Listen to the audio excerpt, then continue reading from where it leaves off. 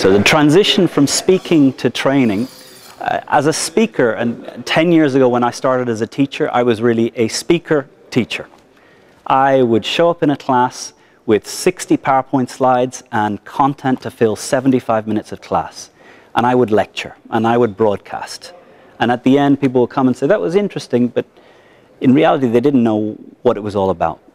What my evolution over 11 years of teaching has gone from being the one that needs to fill the space with my own voice to moving to seeing that if I can get a student to give the answer in their own voice, it is worth 1,000 times what I can say. If I see a car and it's green, and I tell you that car is green, it's not got the imperfect if I say, Tony, that car over there, describe it to me. And you go, because now you're looking at it, you're seeing it from all angles. So the transition from a speaker to a trainer is the transition from telling my stories to pulling the stories out of the audience. As a lawyer, speaking has always been a major part of my profession, whether it's in court or at conferences or in front of business meetings. I joined Toastmasters as a way of sharpening the saw, as Stephen Covey would put it, to just get more practice, because the more practice you get, the better you become. If one wants to go from being a speaker to a trainer, I think there are many things that you have to do, but probably the most fundamental one is a shift in mindset. When we're writing our own speeches and presentations, of course, you're designing them for yourself.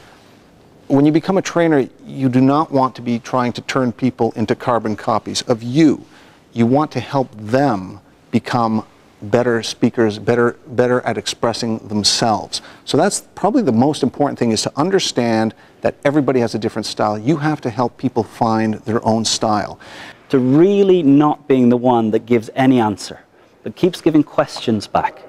So for me, the real transition has been the moment when I'm comfortable not allowing myself to play the expert in the room. If you are the expert in the room, you're a speaker. If you see the others as the experts and future experts in the room, you are now pulling the best out of them. You're creating individuals who can be stronger, better, and use the tools at their disposal to be strong in themselves.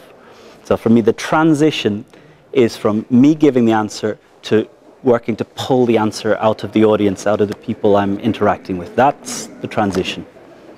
And when you become a trainer, there's of course all the logistical and normal work-related things you have to do, but from the pure speaking side of things, I find I read more now, I watch other speeches, I go to conferences, I try and keep always learning, because when I learn, it helps me become a better speaker, and by me becoming a better speaker, I think I'm in a better place to help others do the same.